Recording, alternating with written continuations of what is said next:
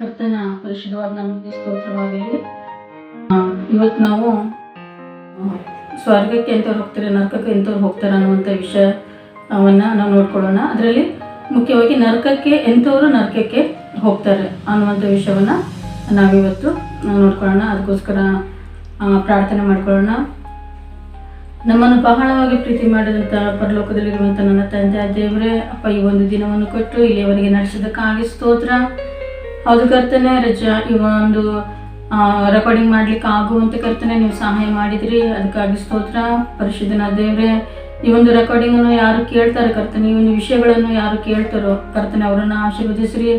ಅಷ್ಟೇ ಅಲ್ಲದೆ ಕರ್ತನೆ, ನಿಮ್ಮ ಈ ಸತ್ಯಾಂಶವನ್ನು ಕರ್ತನೆ ರಜಾ ಎಲ್ಲರ ಕಡೆಗೆ ಮುಟ್ಲಿಕ್ಕೆ ಆಗುವಂತೆ ನೀವೇ ನಮಗೆ ಸಹಾಯ ಮಾಡಿ ನಡೆಸಬೇಕಾಗಿ, ಮತ್ತು ಸತ್ಯಾಂಶವು ಕರ್ತನೆ ಅದು ಮರೆಯಾಗಿರದೆ ಕರ್ತನೆ ಎಲ್ಲ ಕಡೆಯಲ್ಲಿ ಪ್ರಚುರವಾಗಲಿಕ್ಕಾಗುವಂತೆ ಅಂತ್ಯವು ಬಹಳ ಹತ್ತಿರವಿರುವಂಥದ್ದಾಗಿದೆಪ್ಪ.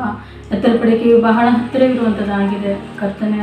ಆ ಎತ್ತಲ್ಪಡುವಿಕೆಯಲ್ಲಿ ಎಲ್ಲರೂ ಎತ್ತಲ್ಪಡ್ಲಿಕ್ಕೆ ಆಗುವಂತೆ ಕರ್ತನೆ ಈ ವಿಷಯಗಳನ್ನು ತಿಳಿದುಕೊಳ್ಳಲಿಕ್ಕೆ ಆಗುವಂತೆ ನೀವು ಸಹಾಯ ಮಾಡಿ ನಡೆಸಬೇಕಾಗಿ ನಿಮ್ಮಲ್ಲಿ ಸಹಾಯವನ್ನು ಕೇಳುತ್ತಾ ಈ ಚಿಕ್ಕ ಪ್ರಾರ್ಥನೆಯನ್ನು ಪವಿತ್ರಾತ್ಮ ಸಹಾಯದಿಂದ ಯೇಸು ಕ್ರಿಸ್ತರ ಹೆಸರಿನಿಂದ ನಿಮ್ಮೊಬ್ಬರಲ್ಲೇ ಪ್ರಾರ್ಥಿಸಿ ಬೇಡಿದ್ದೇನೆ ನನ್ನ ಪರಲೋಕದ ತಂದೆಯೇ, ಆಮೇನ್.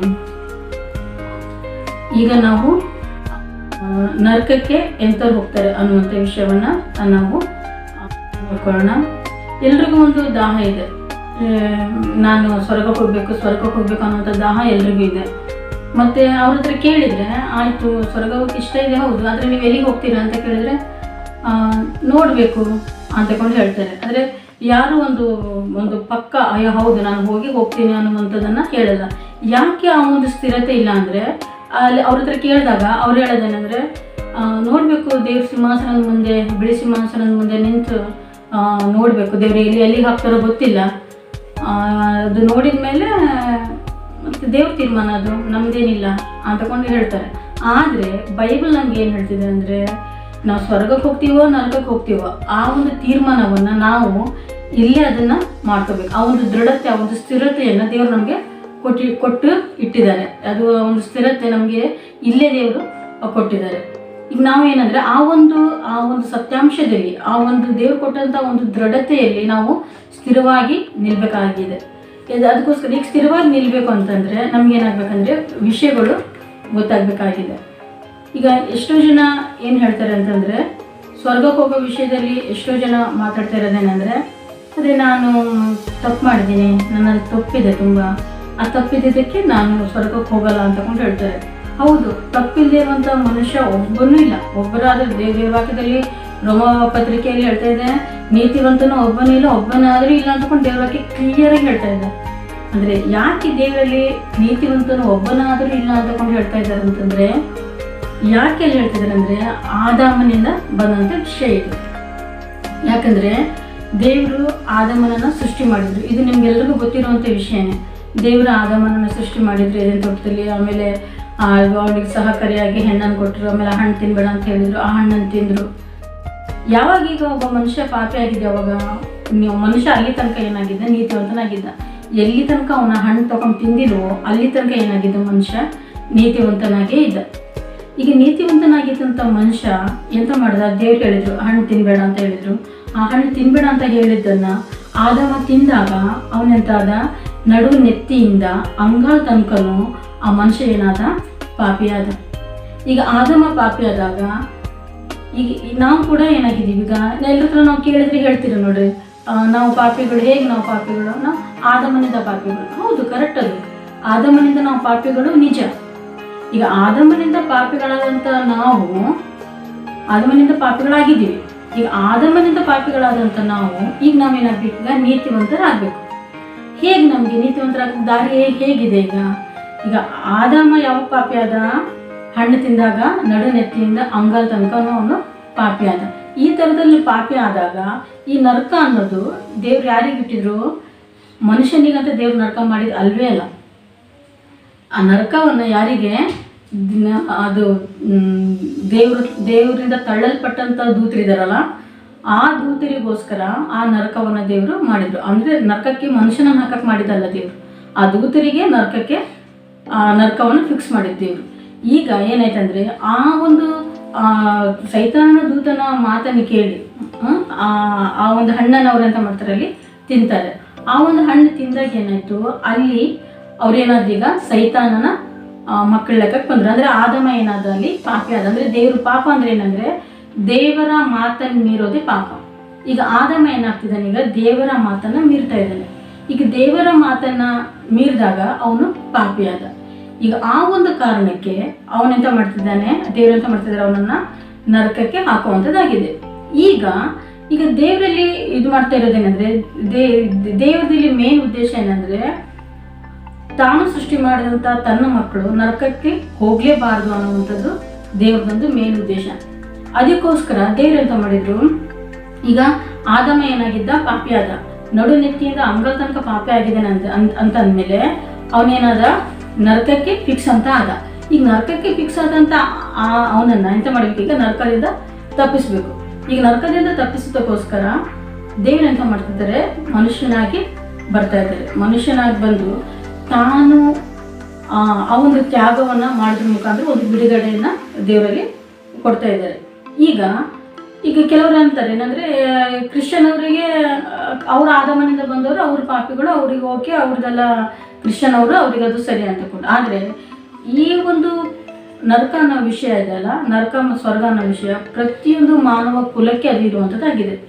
ಈಗ ಪ್ರತಿಯೊಂದು ಮಾನವ ಕುಲಕ್ಕೆ ಆ ಒಂದು ವಿಷಯ, ನರಕ ಮತ್ತು ಸ್ವರ್ಗ ಅನ್ನುವಂಥ ವಿಷಯ ಇದೆ ಅಂದಮೇಲೆ, ಆ ನರಕ ಅನ್ನುವಂಥದ್ದು ಯಾವುದೇ ಜಾತಿ ಆಗಿರ್ಬೋದು, ಯಾರೇ ಆಗಿರ್ಬೋದು, ಆದಮನಿಂದ ಯಾರು ಹುಟ್ಟಿದಾರೋ ಪ್ರತಿಯೊಬ್ಬನಿಗೂ ಏನಾಗಿದೆ, ನರಕ ಅನ್ನುವಂಥದ್ದು ಕಾದಿದೆ. ಈಗ ಆದಮನಿಂದ ಹುಟ್ಟಿದಂಥ ಪ್ರತಿಯೊಬ್ಬನಿಗೆ ನರಕ ಕಾದಿದೆ ಅಂದಾಗ ಮನುಷ್ಯ ಕುಲದಲ್ಲಿದ್ದಂಥ ಪ್ರತಿಯೊಬ್ಬರು ಏನಾಗಿದ್ದಾರೆ, ಆದಮನಿಂದನೇ ಹುಟ್ಟಿ ಬಂದಂಥವ್ರು ಆಗಿದ್ದಾರೆ. ಈಗ ಆದಮನಿಂದನೇ ಹುಟ್ಟಿ ಬಂದಂಥವ್ರಿಗೆ ಏನಿದೆ, ಈಗ ನರಕ ಅನ್ನುವಂಥದ್ದು ಕಾಯ್ತಾ ಇದೆ. ಈಗ ನರಕ ಕಾಯ್ತಾ ಇದೆ, ಹೌದು. ಆದ್ರೆ ಎಂತ ಮಾಡ್ಬೇಕು, ಆ ನರಕವನ್ನು ಎಂತ ಮಾಡ್ಬೇಕು, ಈಗ ತಪ್ಪಿಸ್ಕೋಬೇಕು. ಈಗ ಈ ನರಕವನ್ನು ತಪ್ಪಿಸ್ಕೊಳ್ಳಕ್ಕೆ ಎಂತ ಮಾಡ್ತಿದ್ದಾರೆ, ಈಗ ದೇವರು ನಮ್ಗೊಂದು ಅವಕಾಶವನ್ನು ಕೊಡ್ತಾ ಇದ್ದಾರೆ. ಈಗ ನೋಡ್ರಿ, ಈಗ ದೇವರಲ್ಲಿ ಆದಮ ಕದಿಯೋದು, ಸುಳ್ಳು ಹೇಳೋದು, ಮೋಸ ಮಾಡೋದು, ಅದು ಮಾಡೋದು, ಇದು ಮಾಡೋದು, ಆ ಪಾಪ ಈ ಪಾಪ, ಅದನ್ನ ನೋಡಿ ದೇವರಲ್ಲಿ ಆದಮನಿಗೆ ಪಾಪಿ ಅಂತ ಹೇಳ್ತಾ ಇಲ್ಲ. ದೇವರಲ್ಲಿ ಒಂದೇ ಒಂದು ಮಾತು, ಯಾವುದದು, ಆ ಒಂದು ಹಣ್ಣು ತಿನ್ಬೇಡ ಅಂತ ಹೇಳಿದ್ರು ದೇವರು. ಆ ಒಂದು ಹಣ್ಣನ್ನು ಅವನು ಎಂತ ಮಾಡ್ದು, ತಗೊಂಡು ತಿಂದ. ಆ ಒಂದು ಹಣ್ಣನ್ನು ತಗೊಂಡು ತಿಂದಿದ ತಕ್ಷಣ ಅವನೇನದ, ಪಾಪಿ ಆದ. ಈಗ ಅವನಿಂದ ಹುಟ್ಟಿದಂಥ ನಾವೆಲ್ಲರೂ ಕೂಡ ಏನಾಗಿದ್ದೀವಿ, ಈಗ ಪಾಪಿಗಳಾಗಿದ್ದೀವಿ. ಈಗ ನೋಡ್ರಿ, ದೇವ್ರ ಹಣ್ಣು ತಿನ್ಬೇಡ ಅಂತ ಹೇಳಿದ್ ಯಾರಿಗೆ, ಆದಮನಿಗೆ. ಈಗ ದೇವ್ರ ಆದಮನಿಗೆ ಹಣ್ಣು ತಿನ್ಬೇಡ ಅಂತ ಹೇಳಿದ್ರಾದ್ಮೇಲೆ ಅವನು ತಿಂದ, ಅವ್ನು ಪಾಪಿ ಆದ. ಈಗ ನಮ್ಗೆ ಯಾಕೆ ದೇವ್ರ ಆ ಥರದಲ್ಲಿ ಹೇಳ್ತಾ ಇದ್ದಾರೆ, ನಮ್ಗೆ ಯಾಕೆ ಹೇಳ್ತಿದ್ದಾರೆ ದೇವ್ರ ಆ ಥರದಲ್ಲಿ, ನಮ್ಗೆ ಯಾಕೆ ದೇವ್ರ ಆ ಥರದಲ್ಲಿ ಹೇಳ್ತಿದ್ದಾರೆ ಅಂದ್ರೆ, ನಾವು ಪ್ರಶ್ನೆ ಕೇಳಿದಾಗ ಉತ್ತರ ಕೊಡ್ತೀವಿ, ಆದಮನ ಸಂತತಿಯಿಂದ ನಾವು ಪಾಪಿ ಅಂತ. ನಿಜ, ಅದು ನಿಜವಾದಂಥದ್ದು. ಅದು ಆದಮನಿಂದನೇ ನಾವು ಪಾಪಿಗಳು ಆಗಿದ್ದೀವಿ, ನಿಜವಾದಂಥ ವಿಷಯ. ಈಗ ಆದಮನಿಂದ ಪಾಪಿ ನಾವು ಹೇಗಾದ್ವಿ, ಹೇಗೆ ನಾವು ಆದಮನಿಂದ ಪಾಪಿ ಆದ್ವಿ, ಹೇಗೆ ನಾವು ಆದಮನಿಂದ ಪಾಪಿ ಆದ್ವಿ ಅಂದ್ರೆ,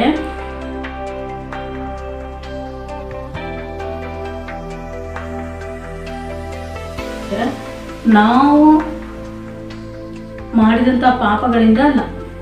ಆದಮ ಏನಾಗಿದ್ದಾನೆ, ನಡು ನೆತ್ತಿಯಿಂದ ಅಂಗಲ ತನಕ ಪಾಪಿ ಆದಾಗ ಅವನನ್ನು ಒಂದು ಬೀಜಕ್ಕೆ ಹೋಲಿಸಲಾಗಿದೆ, ಮತ್ತೆ ಹವ್ವಳ ಗರ್ಭವನ್ನು ಭೂಮಿಗೆ ಹೋಲಿಸಲಾಗಿದೆ. ಫಾರ್ ಎಕ್ಸಾಂಪಲ್, ಉದಾಹರಣೆಗೆ ಹೇಳೋದಾದ್ರೆ, ಆದಮನಿಂದ ನಾವು ಪಾಪಿಗಳಾಗಿದ್ವಿ. ಹೇಗೆ ನಾವು ಆದಮನಿಂದ ಪಾಪಿಗಳಾದ್ವಿ ಅಂತ ಅನ್ನೋದಾದ್ರೆ, ಆದಮನಿಂದ ನಾವು ಹುಟ್ಟಿದ್ದೀವಿ. ಈಗ ನೋಡ್ರಿ, ನಮಗೊಂದು ಹಣ್ಣು, ಒಂದು ಮಾವಿನ ಹಣ್ಣು ಬೇಕಾದರೆ ನಾವೆಂತ ಮಾಡಬೇಕು, ಮಾವಿನ ಬೀಜವನ್ನು ಹಾಕಬೇಕು. ಚಿಕ್ಕು ಬೇಕಾದರೆ ಚಿಕ್ಕು ಬೀಜವನ್ನೇ ಹಾಕಬೇಕು. ಸೇಮ್ ಅದೇ ಥರದಲ್ಲಿ. ಈಗ ನೋಡ್ರಿ, ಈಗ ನಮ್ಗೆ ಒಂದು ಹುಳಿ ಮಾವಿನ ಹಣ್ಣು ಇರುತ್ತೆ, ಅದು ಉಪ್ಪಿನಕಾಯಿ ಹಾಕೋಕ್ಕೆಲ್ಲ ಚೆನ್ನಾಗಾಗುತ್ತೆ ಅಂತಕೊಂಡು ಒಂದು ಹುಳಿ ಮಾವಿನ ಬೊರಟನ್ನು ಹಾಕ್ತೀವಿ, ಮತ್ತು ಒಂದು ಸಿಹಿ ಮಾವಿನ ಬೀಜವನ್ನು ಹಾಕ್ತೀವಿ. ಎರಡು ಬೀಜಗಳನ್ನು ನಾವು ಹಾಕ್ತೀವಿ, ಒಂದು ಹುಳಿ ಹಾಕ್ತೀವಿ, ಒಂದು ಸಿಹಿ ಹಾಕ್ತೀವಿ, ಬಿತ್ತನೆ ಮಾಡ್ತೀವಿ. ಬಿತ್ತನೆ ಮಾಡಿದಾಗ ಎರಡು ಬೆಳೆಯುತ್ತೆ, ಎರಡು ದೊಡ್ಡದಾಗುತ್ತೆ, ಎರಡು ಫಲ ಕೊಡ್ತಾ ಇರುತ್ತೆ. ಈಗ ನಾವು ಬಲಗಡೆಯಲ್ಲಿ ಸಿಹಿ ಹಾಕಿದ್ದೀವಿ, ಎಡಗಡೆಯಲ್ಲಿ ಹುಳಿದನ್ನು ಹಾಕಿದ್ದೀವಿ. ಈಗ ಬಲಗಡೆಯಲ್ಲಿ ನಾವು ಸಿಹಿ ಹಾಕಿದಾಗ ಮರ ಬೆಳೆದಾಗ ಬಲಗಡೆಯಲ್ಲಿರೋದು ಯಾವ ಥರ ಫಲ ಕೊಡುತ್ತೆ, ಎಡಗಡೆ ಇರೋದು ಯಾವ ಥರ ಫಲ ಕೊಡುತ್ತೆ ಅಂದರೆ, ಬಲಗಡೆಯಲ್ಲಿ ಹಾಕಿದಂಥ ಗಿಡ ಏನಾಗುತ್ತೆ, ಸಿಹಿ ಫಲವನ್ನೇ ಕೊಡುತ್ತೆ. ಎಡಗಡೆಯಲ್ಲಿರುವಂಥದ್ದು ಹುಳಿ ಫಲವನ್ನೇ ಕೊಡುತ್ತೆ. ಯಾಕಿದು ಹುಳಿ ಕೊಡ್ತಾ ಇದೆ, ಯಾಕಿದು ಸಿಹಿ ಕೊಡ್ತಾ ಇದೆ ಅಂತಂದರೆ, ಯಾಕಂದರೆ ಭೂಮಿ ಫಾಲ್ಟ್ ಇಲ್ಲ ನೋಡ್ರಿ ಇದರಲ್ಲಿ.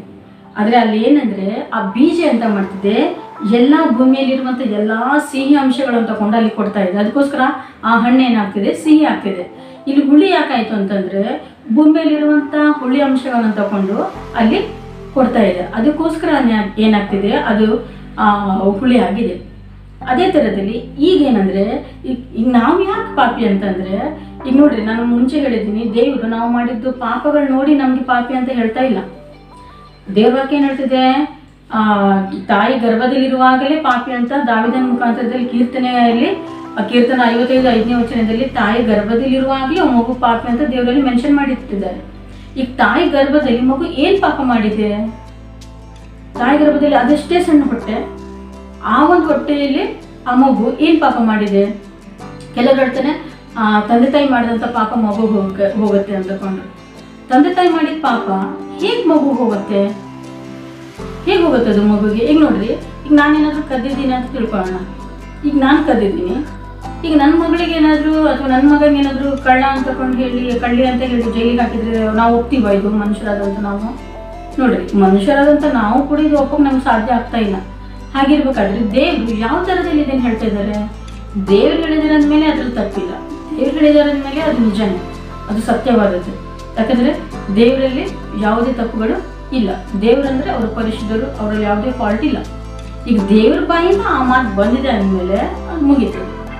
ಈಗ ತಾಯಿ ಗರ್ಭದಲ್ಲೇ ಮಗು ಪಾಪ ಅಂತ ಹೇಳ್ತಾ ಇರೋದ್ರ ಅರ್ಥ ಏನಂದರೆ, ಅಂದರೆ ಈಗ ಅದೇ ನಾವು ಅದು ಎಕ್ಸಾಂಪಲ್ ನೋಡಿದ್ವಲ್ಲ, ಹುಳಿ ಮಾವಿನ ಬೀಜ ಹಾಕಿದರೆ ಅದೇನಾಗುತ್ತೆ, ಭೂಮಿಯಲ್ಲಿರುವಂಥ ಹುಳಿ ಅಂಶಗಳನ್ನು ತಗೊಂಡು ಹುಳಿ ಹಣ್ಣೆ ಕೊಡುತ್ತೆ.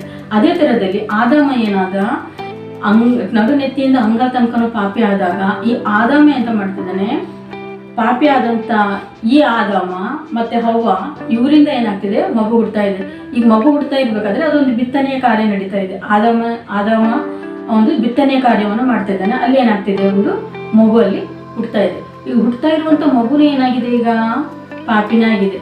ಹೇಗೆ ಹುಳಿ ಬೀಜ ಹಾಕಿದಾಗ ಹೇಗದು ಹುಳಿ ಬೀಜ ಅದು ಮೊಳಕೆ ಹೊಡೆದು ಚಿಗುರಿ ಒಡೆದು ಬೆಳೆದು ಅದೇನು ಮಾಡ್ತಿದೆ, ಹುಳಿ ಹಣ್ಣೆ ಕೊಡ್ತಾ ಇದೆ. ಅದೇ ಥರದಲ್ಲಿ ಪಾಪಿಯಾದ ಆದಾಮನು ಎಂತ ಮಾಡ್ತಿದ್ದಾನೆ, ಪಾಪದ ಬೀಜವನ್ನು ಬಿತ್ತುತ್ತಾ ಇರುವಾಗ ಅಲ್ಲಿ ಎಂತ ಆಗ್ತಿದೆ, ಪಾಪದ ಒಂದು ಸಂತತಿನೇ ಬರ್ತಾ ಇದೆ. ಅಂದರೆ ಮರಿ ಆದಾಮ, ಮರಿ ಪಾಪಿ ಬರ್ತಾ ಇದೆ ಅಲ್ಲಿ. ಯಾರು?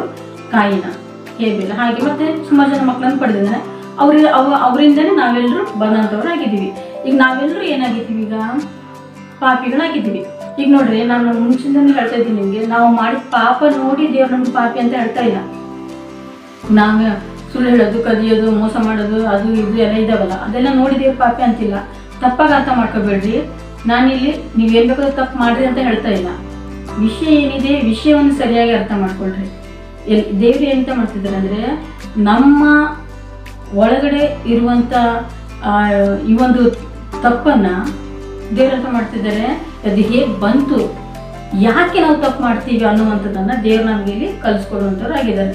ಹೌದು, ನಾವು ತಪ್ಪು ಮಾಡ್ತೀವಿ. ಯಾಕೆ ತಪ್ಪು ಮಾಡ್ತೀವಿ ಅಂತಂದರೆ, ಅಲ್ಲಿ ಪಾಪದ ಬೀಜದಿಂದ ನಾವು ಹುಟ್ಟಿದ್ದೀವಿ. ಪಾಪದಿಂದ ನಾವು ಹುಟ್ಟಿದ್ದಕ್ಕೆ ನಾವಲ್ಲಿ ಪಾಪ ಮಾಡುವಂಥದ್ದಾಗಿದ್ದೀವಿ.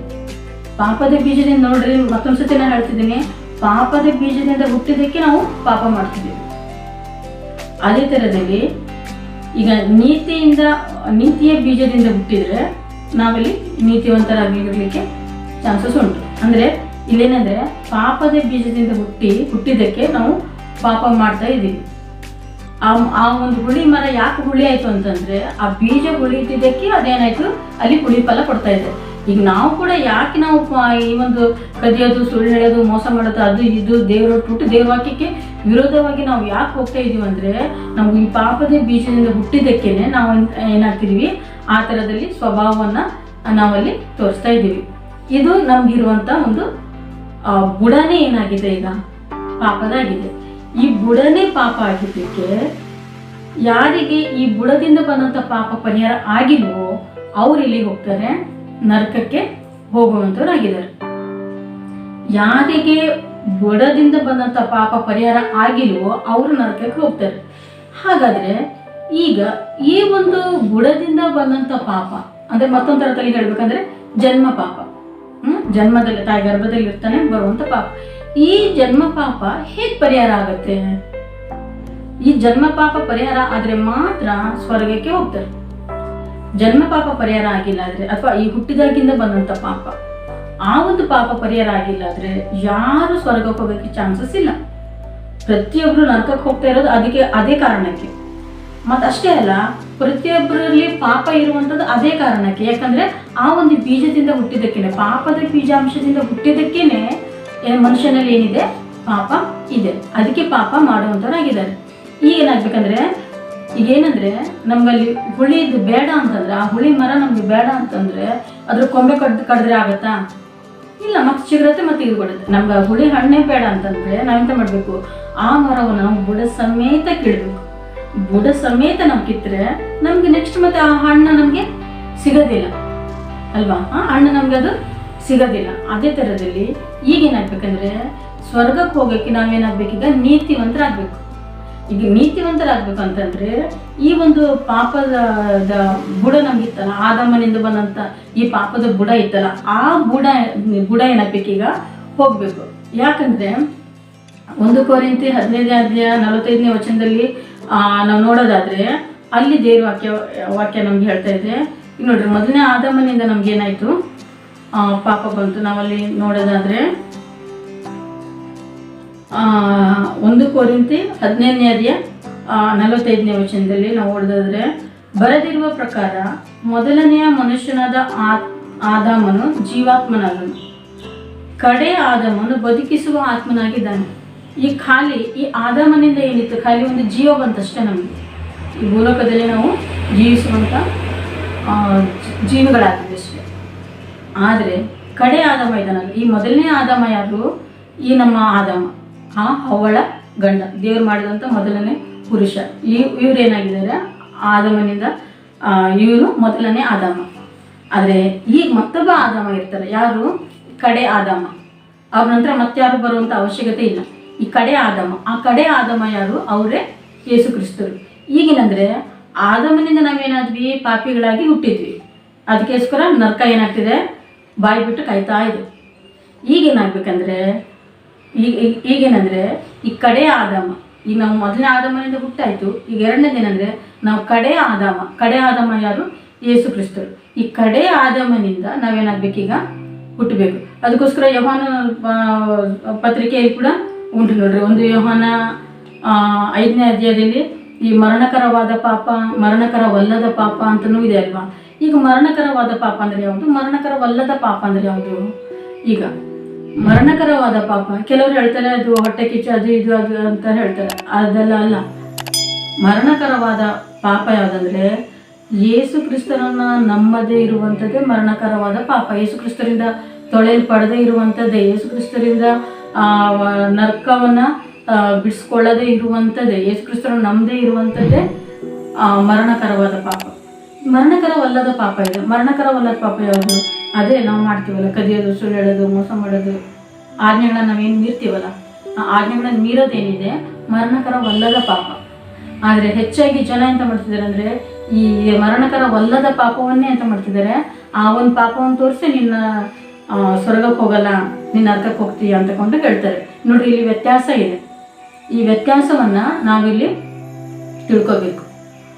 ಈಗ ನೋಡ್ರಿ, ಈಗ ಮತ್ತೊಂದು ಏನಂದರೆ ಅಲ್ಲಿ ಹೇಳ್ತಾರೆ ಆದಮನಿಂದ ನಾವು ಪಾಪಿಗಳಾಗಿದ್ದೀವಿ. ಈಗ ಬ್ಯಾಪ್ಟಿಸಮ್ ತಗೊಂಡಾಗ ಅಂದರೆ ಬ್ಯಾಪ್ಟಿಸ್ಮ ತಗೊಂಡಾಗ ಅಂದರೆ ದೀಕ್ಷಾಸ್ನಾನ ಅಂತ ಹೇಳ್ತಾರೆ, ದೀಕ್ಷಾಸ್ನಾನನೂ ಅಂತಾರೆ. ಈ ಬ್ಯಾಪ್ಟಿಸ್ಮವನ್ನು ತಗೊಂಡಾಗ ನಮ್ಮ ಪಾಪ ಏನಾಯಿತು? ಪರಿಹಾರ ಆಯಿತು ಅಂತಕೊಂಡು ಹೇಳ್ತಾರೆ. ಹುಟ್ಟಿದಾಗಿಂದ ಇಲ್ಲಿ ತನಕ ಮಾಡಿದಂಥ ಪಾಪ ಪರಿಹಾರ ಆಯಿತು. ಯಾಕೆ ದೀಕ್ಷಾಸ್ನಾನ ತಗೊಂಡಾಗ ಅಲ್ಲಿ ಪಾಪ ಪರಿಹಾರ ಆಯಿತು? ನೀರಲ್ಲಿ ಮುಳುಗಿದಾಗ ಮಾತ್ರ ಪಾಪ ಪರಿಹಾರ ಆಗಿದ್ದು. ನಾನು ಇದಕ್ಕೆ ವಿರೋಧ ಅಂತ ತಿಳ್ಕೊಬೇಡ್ರಿ. ನಮ್ಮದು ಬ್ಯಾಪ್ಟಿಸಮ್ ಆಗಿದೆ. ಬ್ಯಾಪ್ಟಿಸಮಿಗೆ ವಿರೋಧ ನಾನಲ್ಲ. ಯಾಕಂದರೆ ಅದು ದೇವ್ರು ಹೇಳಿದರೆ ದೇವ್ರ ಆಜ್ಞೆ, ಅದು ನಾವು ತಗೊಳ್ಳೇಬೇಕು. ನಾವು ಆತನನ್ನು ನಂಬೋದಾದರೆ, ಹೌದು ನಾನು ನಂಬಿದ್ದೀನಿ ಅಂತ ಆದರೆ ಸಾಕ್ಷಿಗೋಸ್ಕರ ನಾವು ಅದನ್ನು ತಗೊಳ್ಳೇಬೇಕು. ನಾನು ಬ್ಯಾಪ್ಟಿಸಮ್ ಬೇಡ ಅಂತ ಹೇಳ್ತಾ ಇಲ್ಲ. ಆದರೆ ನಾನಿಲ್ಲಿ ಹೇಳ್ತಾ ಇರೋದೇನೆಂದರೆ, ಯಾವಾಗ ನಮಗೆ ಪಾಪ ಪರಿಹಾರ, ರಕ್ಷಣೆ ನಮ್ಗೆ ಯಾವಾಗಾಯಿತು? ದೀಕ್ಷಾಸ್ನಾನ ತಗೊಂಡಾಗ ಅಥವಾ ಬ್ಯಾಪ್ಟಿಸ್ಮ ತಗೊಂಡಾಗ ನಂಗೆ ರಕ್ಷಣೆ ಆಯಿತು ಅಂತ ಹೇಳ್ತಾರೆ. ನೋಡ್ರಿ ಪ್ರಿಯರೇ, ಸ್ವಲ್ಪ ಯೋಚನೆ ಮಾಡ್ರಿ. ಬ್ಯಾಪ್ಟಿಸಮ್ ತಗೊಂಡಾಗ ನಮ್ಗೆ ರಕ್ಷಣೆ ಆಗೋದಾದ್ರೆ ಹಾಗಾದ್ರೆ ಯೇಸು ಕ್ರಿಸ್ತ ಶಿಲ್ಬೆ ಮೇಲೆ ಸುರಿಸಿದ ರಕ್ತದಿಂದ ಏನಾಯ್ತು ಹಾಗಾದ್ರೆ? ಯೋಚನೆ ಮಾಡ್ರಿ. ನಾವು ಈಗ ನಿಮ್ಗೆ ಅನ್ಸ್ಬೋದು, ಏನು ಸಿಸ್ಟರ್ ಉಲ್ಟಾ ಮಾತಾಡ್ತಿದಾರಲ್ಲ ಅಂತ. ನೋಡ್ರಿ, ದೇವ್ರ ವಾಕ್ಯವನ್ನ ಇಷ್ಟು ಧೈರ್ಯವಾಗಿ ಉಲ್ಟಾ ಮಾತಾಡೋಕ್ಕೆ ನಮ್ಗೆ ಯಾವ್ದು ಮೀಟ್ರ್ ಇಲ್ಲ ಏನು. ಯಾಕಂದ್ರೆ ದೇವ್ರು ನಂಗೆ ಬಿಡ್ತಾರಾ? ದೇವ್ರನ್ನ ನಂಗೆ ಬಿಡಲ್ಲ. ಆದರೆ ಇದು ಸತ್ಯಾಂಶ ಆಗಿದೆ, ಅದಕ್ಕೋಸ್ಕರ ನಾನು ಇದನ್ನ ಮಾತಾಡ್ತಾ ಇದ್ದೀನಿ. ಇಲ್ಲಿ ಏನಂದ್ರೆ, ನಾವೇನಾಗಿದ್ದೀವಿ? ಪಾಪಿಗಳಾಗಿದ್ದೀವಿ. ಪಾಪಿಗಳಾದಂಥ ನಾವೇನಾಗಬೇಕೀಗ? ನರಕದಿಂದ ಬಿಡುಗಡೆ ಆಗಬೇಕು. ನರಕದಿಂದ ಬಿಡುಗಡೆ ಯಾರು ಆಗಿಲ್ವೋ ಅವರೇ ಏನಾಗಿದ್ದಾರೆ? ಯೇಸು ಕ್ರಿಸ್ತರನ್ನ ತಿರಸ್ಕಾರ ಮಾಡಿದಂಥವ್ರು, ಅವರೇ ನಂಬದೇ ಇರುವಂಥವ್ರು ಆಗಿದ್ದಾರೆ. ಅದಕ್ಕೋಸ್ಕರ ಮುಂದಿನ ವಿಡಿಯೋದಲ್ಲಿ ಈ ಒಂದು ನರಕದಿಂದ ನಾವು ಹೇಗೆ ತಪ್ಪಿಸ್ಕೊಳ್ಳೋದು ಅನ್ನುವಂಥ ವಿಷಯವನ್ನ ನಾವು ನೋಡೋಣ. ಈಗ ಬ್ಯಾಪ್ಟಿಸಮದ ವಿಷಯದಲ್ಲಿ ಕೂಡ ಮಾತಾಡಿದ್ರೆ, ಬ್ಯಾಪ್ಟಿಸಮ್ ವಿಷಯದಲ್ಲಿ ಕೂಡ ಏನು ಹೇಳ್ತಾರೆ? ನಾನು ಯಾವ ರಕ್ಷಣೆ ಹೊಂದಿದ್ರಿ ಸಿಸ್ಟರ್, ನೀವು ರಕ್ಷಣೆ ಹೊಂದಿದ್ರಾ? ಯಾವ ರಕ್ಷಣೆ ಹೊಂದಿದ್ರಿ ಅಂತ ಕೇಳಿದ್ರೆ, ನಾನು ರಕ್ಷಣೆ ಸುಮಾರು ವರ್ಷ ಆಯ್ತು ಸಿಸ್ಟ್ರೆ, ನನಗೆ ಅದು ಕಾಲಿಗೆಲ್ಲ ತುಂಬ ಇದಾಗ್ತಿತ್ತು, ಒಂದು ಕಾಯಿಲೆ ಇತ್ತು, ನಂಗೊಂದು ನೋವಿತ್ತು, ನಂಗೆ ಆ ಕಾಯಿಲೆ ಇತ್ತು, ನಂಗೆ ಈ ಕಾಯಿಲೆ ಇತ್ತು, ನಂಗೆ ಅದು ಇತ್ತು, ನಂಗೆ ಇಷ್ಟು ಸಮಸ್ಯೆ ಇತ್ತು, ಅಷ್ಟು ಸಮಸ್ಯೆ ಇತ್ತು. ಅವಾಗ ನಾನು ದೇವರು ನಂಬಿದೆ, ಅವಾಗ ನನಗೆ ಅದರಿಂದ ಬಿಡುಗಡೆ ಆಯ್ತಲ್ಲ, ಅವಾಗ ರಕ್ಷಣೆ ಹೊಂದಿದೆ. ಇಲ್ಲ, ರಕ್ಷಣೆ ಅಂದ್ರೆ ಏನು? ಅದು ನಮ್ಗೆ ಬಿಡುಗಡೆ ಆಗಿದೆ, ಅದು ಓಕೆ, ಒಂಥರದಲ್ಲಿ ಓಕೆ. ಮೇನ್ ಏನು ನೋಡ್ರಿ, ನಮ್ಗೆ ಇಲ್ಲಿ ಬಿಡುಗಡೆ ಆಯ್ತು, ಅದಕ್ಕೆ ನಾವು ರಕ್ಷಣೆ ಹೊಂದಿದ್ದೀವಿ ಅಂತ ಹೇಳ್ತೀವಿ. ಇದರಿಂದ ರಕ್ಷಣೆ ಆಯ್ತು ನಮ್ಗೆ. ಹೌದು, ಯಾವುದು? ಏನೋ ಕಾಯಿಲೆ ಇತ್ತು, ಅದರಿಂದ ರಕ್ಷಣೆ ಆಯ್ತು. ಹಾಗಂತ ಸಾಯಲ್ವ ನಾವು? ಸತ್ತೇ ಸಾಯ್ತೀವಿ. ಸತ್ತ ಮೇಲೇನು? ಈ ಕೆಲವರು ಅನ್ಕೊಂತಾರೆ, ಸತ್ತ ಮೇಲೆ ಯಾರು ಕಂಡಿದ್ದಾರೆ, ಆಮೇಲೆ ನೋಡಿದ್ರೆ ಆಯ್ತು ಅಂತ ಅನ್ಕೊಂತಾರೆ. ಯಾಕೆ ಸತ್ತ ಮೇಲೆ ನೋಡ್ಕೊಂಡಿರ್ತಾರೆ? ಏನ್ ನೋಡ್ಕೊಳಕ್ಕಾಗುತ್ತೆ ಸತ್ತ ಮೇಲೆ? ಏನು ನೋಡ್ಕೊಳಕ್ಕಾಗಲ್ಲ. ಈ ಶರೀರ ಏನಿದೆ ಅಲ್ಲ, ಇದು ಜಸ್ಟ್ ಇವತ್ತು ಈ ಬಟ್ಟೆ ಹಾಕೊಂಡಿದ್ದೀವಿ, ನಾಳೆ ಮತ್ತೊಂದು ಬಟ್ಟೆ ಹಾಕೊಂಡಿದ್ದೀವಿ. ಆದ್ರೆ ನಿಜವಾದ ಮನುಷ್ಯ ಯಾರು ಗೊತ್ತಾ? ಆತ್ಮ. ಆತ್ಮ ನಿಜವಾದ ಮನುಷ್ಯ. ಆತ್ಮನಿಗೆ ಸಾವಿಲ್ಲ. ಫಾರ್ ಎಕ್ಸಾಂಪಲ್, ಈಗ ನೋಡ್ರಿ, ಒಂದು ಹೆಣ ಇದೆ, ಒಂದು ಹೆಣ. ಆ ಒಂದು ಹೆಣ ಅದಕ್ಕೆ ಬೇಕಾದ್ರೆ ಕೊಡ್ಲಿ ಅಂತ ಕಡೀರಿ, ಅದಕ್ಕೆ ಏನಾದ್ರೂ ನೋವಾಗತ್ತಾ? ಅದೇನಾದ್ರೂ ನಂಗೆ ನೋವಾಯ್ತು ಅಂತ ಹೇಳತ್ತಾ? ಇಲ್ಲ. ಅದಕ್ಕೆ ಚೂಟ್ರಿ, ಒಡಿರಿ, ಕಡೀರಿ, ಬಡೀರಿ, ಏನಾದ್ರೂ ಮಾಡ್ರಿ, ಅದೇನು ಅನ್ನಲ್ಲ. ಅದೇ ಒಬ್ಬ ಮನುಷ್ಯನಿಗೆ ಸ್ವಲ್ಪ ಚೂಟಿದ್ರು ನೋವಾಯ್ತು ಅಂತ ಹೇಳ್ತಾರೆ, ಹಾ ಅಂತಾರೆ, ಹಾಯ್ ಅಂತಾರೆ ಅಲ್ವಾ? ಹೊಡಿಯೋದು, ಬಡಿಯೋದು, ಕಡಿಯೋದು ಬೇರೆ ಮಾತು, ದೂರದ್ದು. ಸ್ವಲ್ಪ ಒಂದು ಚೂಟಿದ್ರು ಅವ್ರಿಗೇನಾಗತ್ತೆ, ಅಲ್ಲಿ ನೋವಾಗತ್ತೆ, ಅದನ್ನು ದೊಡ್ಡ ಕೂಗ್ಕೊಂತಾರೆ. ಯಾಕದು ಆ ಥರದಲ್ಲಿ ಮಾಡ್ತಾರೆ ಅಂತಂದ್ರೆ, ಇವರಲ್ಲಿ ಏನಿದೆ? ಯಾಕೆ ಅವ್ರು ಕೂಗ್ತಾರೆ ಅಂತಂದ್ರೆ, ಅವರಲ್ಲಿ ಏನಿದೆ? ಆತ್ಮ ಪ್ರಾಣ ಇದೆ. ಆತ್ಮ ಪ್ರಾಣ ಇದ್ದಿದ್ದಕ್ಕೆ ಅವರಲ್ಲಿ ಕೂಗ್ತಾ ಇದ್ದಾರೆ. ಈಗ ಯಾಕೆ ಈ ಹೆಣ ಯಾಕೆ ಕೂಗ್ತಾ ಇಲ್ಲ ಅಂತಂದ್ರೆ, ಆ ಹೆಣದಲ್ಲಿ ಏನಿಲ್ಲ? ಆತ್ಮ ಪ್ರಾಣ ಇಲ್ಲ. ಆತ್ಮ ಪ್ರಾಣ ಇಲ್ಲದೆ ಇದ್ದಿದ್ದಕ್ಕೆ ಅದೇನಾಗಿದೆ? ಒಂದು ಹೆಣ ಆಗಿ ಇರುವಂಥದ್ದಾಗಿದೆ. ಈಗ ಅದೇ ಥರದಲ್ಲಿ ನಿಜವಾದ ಮನುಷ್ಯ ಯಾರಿಲ್ಲಿ? ಯಾರಲ್ಲಿ ಆತ್ಮ ಪ್ರಾಣ ಇದೆಯೋ ಅದೇ ನಿಜವಾದ ಮನುಷ್ಯ. ಅದ್ರ ನಿಜವಾದ ಮನುಷ್ಯ ಯಾರಿಲ್ಲಿ? ಆತ್ಮ ಪ್ರಾಣನೇ ನಿಜವಾದ ಮನುಷ್ಯ. ಈ ಸ್ವರ್ಗ ನರಕ ಅನ್ನುವಂಥದ್ದಿದೆಯಲ್ಲ, ಅದು ಯಾವುದಕ್ಕೆ? ಆತ್ಮ ಪ್ರಾಣಕ್ಕೆ ಇರುವಂಥದ್ದಾಗಿ, ನಮ್ಮ ಆತ್ಮಕ್ಕೇ ಇರುವಂಥದ್ದಾಗಿದೆ ಸ್ವರ್ಗ ನರಕ ಅನ್ನುವಂಥ ವಿಷಯ. ಈಗ ನಾವೇನು ತಿಳ್ಕೊಳ್ತೀವಿ? ಸತ್ ಮೇಲೆ ಹಾಕೊಂಡಿದ್ದಾನೆ ಅಂತ ನಾವು ಖಾಲಿ ದೇಹದ ಮಾತ್ರ ಯೋಚನೆ ಮಾಡ್ತೀವಿ.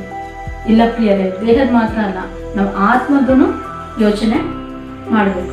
ಮೇನ್ ಆಗಿರೋದು ನಮಗೆ ಆತ್ಮನೇ.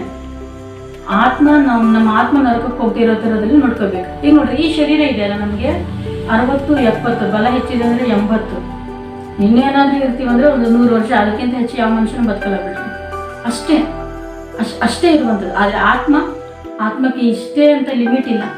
ಆತ್ಮ ಕೋಟಿ ವರ್ಷ ಬದುಕುವಂಥದ್ದಾಗಿದೆ. ಒಂದೇ ರಕ್ಷಣೆ ಹೊಂದಿದ್ರೆ ಪಾಪ ಪರಿಹಾರ ಆದರೆ ಸ್ವರ್ಗದಲ್ಲಿರುತ್ತೆ. ರಕ್ಷಣೆ ಹೊಂದಿಲ್ಲ, ಆ ಪಾಪ ಪರಿಹಾರ ಆಗಿಲ್ಲ ಅಂತಂದ್ರೆ ನರಕದಲ್ಲಿರುವಂಥದ್ದಾಗಿದೆ. ಅದೆಲ್ಲ ಸತ್ ಮೇಲೆ ಏನು ಗೊತ್ತಾಗತ್ತೆ ಅಂತ ತಿಳ್ಕೊಬೋದಲ್ವಾ? ಆದರೆ ಈ ನಿಜವಾದ ಮನುಷ್ಯ, ನಾನು ಅವಾಗ ಹೇಳಿದ ಪ್ರಕಾರದಲ್ಲಿ ನಿಜವಾಗ್ಲೂ ನೋವಾಗೋದು ಯಾವುದಕ್ಕೆ? ಆತ್ಮಕ್ಕೆ ಮತ್ತೆ ಪ್ರಾಣಕ್ಕೆ. ಆತ್ಮಕ್ಕೆ ನೋವಾಗುವಂಥದ್ದಾಗಿದೆ. ಈ ಆತ್ಮಕ್ಕೆ ನೋವಾಗತ್ತೆ ಅಂತಂದ್ರೆ ಹಾಗಾದ್ರೆ ನಿಜವಾದ ಮನುಷ್ಯ ಯಾರು? ಆತ್ಮನೇ ಆಯ್ತು. ಅದಕ್ಕೋಸ್ಕರ ಈ ಆತ್ಮ ನರಕಕ್ಕೆ ಹೋಗದೆ ಇರೋ ಥರದಲ್ಲಿ ನಾವೆಂತ ಮಾಡೋಣ? ಅದು ಕಾಪಾಡ್ಕೊಳ್ಳೋಣ.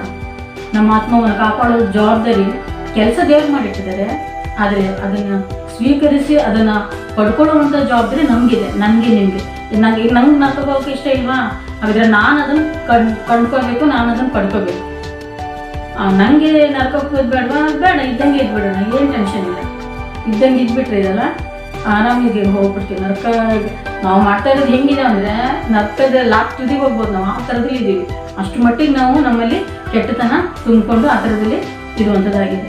ಆದರೆ ಈಗ ನಮ್ಗೆ ನರ್ಕದಿಂದ ನಾವು ತಪ್ಪಿಸ್ಕೋಬೇಕು ಅಂತಂದರೆ ನಾವು ಎಂತ ಮಾಡಬೇಕು ಅನ್ನುವಂಥದ್ದನ್ನು ನಾವು ಮುಂದಿನ ವಿಡಿಯೋದಲ್ಲಿ ನೋಡೋಣ. ಆದರೆ ಎಂಥವ್ರಿಗೆ ನರ್ಕ ಇದೆ? ಯಾರಿಗೆ ಪಾಪ ಪರಿಹಾರ ಆಗಿಲ್ವೋ, ಯಾರು ಆದಾಮನಿಂದ ಹುಟ್ಟಿ ಬಂದಿದ್ದಾರೋ ಅವ್ರಿಗೆಲ್ಲರಿಗೂ ಏನಿದೆ ನರ್ಕ ಅನ್ನುವಂಥದ್ದು ಕಾದಿದೆ. ಕಟ್ಟಿಟ್ಟ ಬುತ್ತಿ ಓಪನ್ ಮಾಡಬೇಕು, ತಿನ್ನಲೇಬೇಕು, ಇಲ್ಲ ಅಳಿಸ್ತಾ ಇರುತ್ತೆ. ಆ ಥರದಲ್ಲಿ ನರ್ಕ ಅನ್ನೋದು ಕಟ್ಟಿಟ್ಟ ಬುತ್ತಿ. ಅದಕ್ಕೋಸ್ಕರ ಅಲ್ಲಿ ಹೋಗಬಾರ್ದ, ತಪ್ಪಿಸ್ಕೋಬೇಕಾ? ಮುಂದಿನ ವಿಡಿಯೋದಲ್ಲಿ ಬೇರೆ ದಾರಿಯನ್ನು ಪಾಪದಿಂದ ಬಿಡುಗಡೆ ಹೊಂದುವಂಥ ವಿಡಿಯೋವನ್ನು ಹೇಳ್ತೀನಿ. ದೇವರ ವಾಕ್ಯದಿಂದ ನನ್ನನ್ನು ನಿಮ್ಮನ್ನು ಪ್ರತಿಯೊಬ್ಬರನ್ನು ಆಶೀರ್ವದಿಸಿ. ದೇವರ ನಾಮಕ್ಕೆ ಸ್ತೋತ್ರವಾಗಲಿ. ಆಮೇಲೆ